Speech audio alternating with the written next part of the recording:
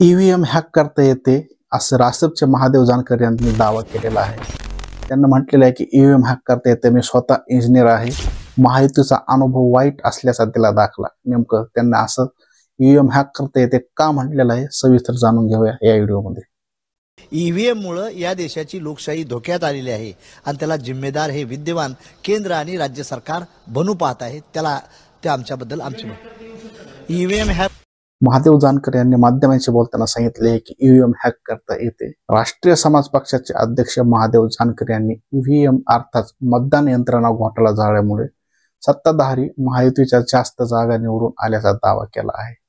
EVM hack करता येते, मी स्वतः इंजिनियर असल्यामुळे ठामपणे सांगू शकतो असे ते म्हणाले आहेत। महाराष्ट्र विधानसभेत सत्ताधारी महायुतीला स्पष्ट बहुमत मिळालेले आहे। त्यात भाजपला सर्वाधिक 132 जागा मिळालेल्या आहेत, तर एकनाथ शिंदे यांच्या शिवसेनेला 57 जागा मिळाल्या आहेत, तर अजित पवारांच्या राष्ट्रवादी काँग्रेसला 41 जागावर समाधान मानावं लागले आहे। या उलट महाविकास आघाडीचा पार धुव्वा उडालेला आहे। महाविकास आघाडीत शिवसेना उद्धव बाळासाहेब ठाकरे पक्षाला सर्वाधिक 20, तर काँग्रेस व राष्ट्रीय काँग्रेस शरदचंद्र पवार पक्षाला अनुक्रमे 16 व 10 अशा जागा मिळाल्या आहेत। या पार्श्वभूमीवर महादेव जानकर यांनी उपरोक्त आरोप केलेले आहेत। अनेक मतदारसंघात ईव्हीएम घोटाळा झालेला आहे असं महादेव जानकर यांनी म्हटलेले आहे। महादेव जानकर म्हणाले की राज्यातील अनेक मतदारसंघात ईव्हीएम मध्ये घोटाळा झालेला आहे, यामुळे महायुतीच्या सर्वाधिक जागा निवडून आलेल्या दिसत आहेत। ईव्हीएम हॅक करता येते, मी स्वतः इंजिनियर आहे, त्यामुळे मी ठामपणे सांगू शकतो आमचा ईव्हीएमला विरोध आहे। मतदान यंत्रामुळे देशाची लोकशाही संकटात सापडलेली आहे। सध्या स्थितीत सुप्रीम कोर्ट व निवडणूक आयोग सर्व काही त्यांचेच आहे। याला लोकशाही म्हणता येत नाही। देशात लोकशाहीचा खून करण्याचे काम झाले आहे, यामुळे आम्ही देशभरात त्यांच्या विरोधात आंदोलन करण्याचा निर्णय घेतलेला आहे। महायुतीचा आम्हाला अत्यंत वाईट अनुभव आहे, त्यामुळे मी त्यांच्यापासून दूर झालो। आम्ही काँग्रेसचा अद्याप अनुभव घेतलेला नाही, त्यामुळे त्यांच्याकडे न जाता स्वतंत्रपणे मार्गक्रम करण्याची आमची भूमिका आहे। ते पुढे म्हणाले, राज्यात महायुतीला स्पष्ट बहुमत मिळालेले आहे, त्यामुळे मुख्यमंत्रीपदी कुणाची निवड करायची हे त्यांची तेच ठरवतील। पण एवढे यश मिळूनही महायुतीला निर्णय घेता येत नसेल तर मी काय बोलणार।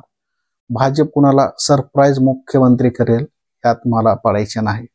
मला स्वतः महायुतीचा फार वाईट अनुभव आलेला आहे, त्यामुळे आमच्या पक्षाने स्वतंत्र वाटचाल करण्याचा निर्णय घेतलेला आहे।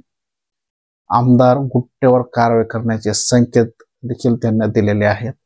नेमके आमदार गुट्टेवर कारवाई करण्याचे संकेत का दिलेले आहेत बघूया।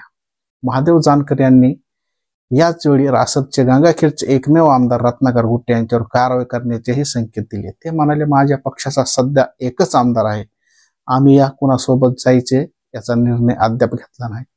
पण त्यांनी पक्षाला विश्वासात न घेता एखादा निर्णय घेतला त्यावर नक्कीच कारवाई केली जाईल। मला सर्व गोष्टींच्या ठेसा लागल्या आहेत, त्यामुळे मी सर्व गोष्टी माझ्या ताब्यात ठेवल्या आहेत।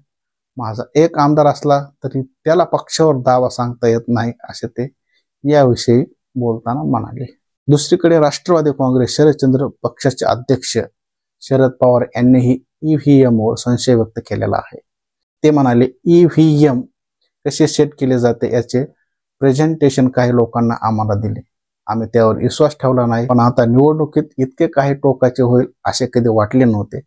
आम्ही यापूर्वी कधी निवडणूक आयोग या संस्थेवर संशय व्यक्त केला नाही, पण निकालानंतर आता त्यात तथ्य दिसत आहे। राज्यातील 22 उमेदवारांनी फेरमतमोजणी करण्यासाठी अर्ज केला आहे, पण त्यातून काय साध्य होईल का याविषयी मला शंका वाटते। अशाच प्रकारे ईव्हीएमवर देखील फार मोठ्या प्रमाणात संशय घेतला जातोय। नेमकं ईव्हीएम घोटाळा झालेला आहे का नाही नक्की मला कमेंटमधून सांगा आणि पाहत राहा राष्ट्रीय चॅनल। असेच व्हिडिओ पाहण्यासाठी आताच आपल्या चॅनलला सबस्क्राईब करा। पुन्हा भेटूया नवीन व्हिडिओमध्ये, तोपर्यंत जय हिंद।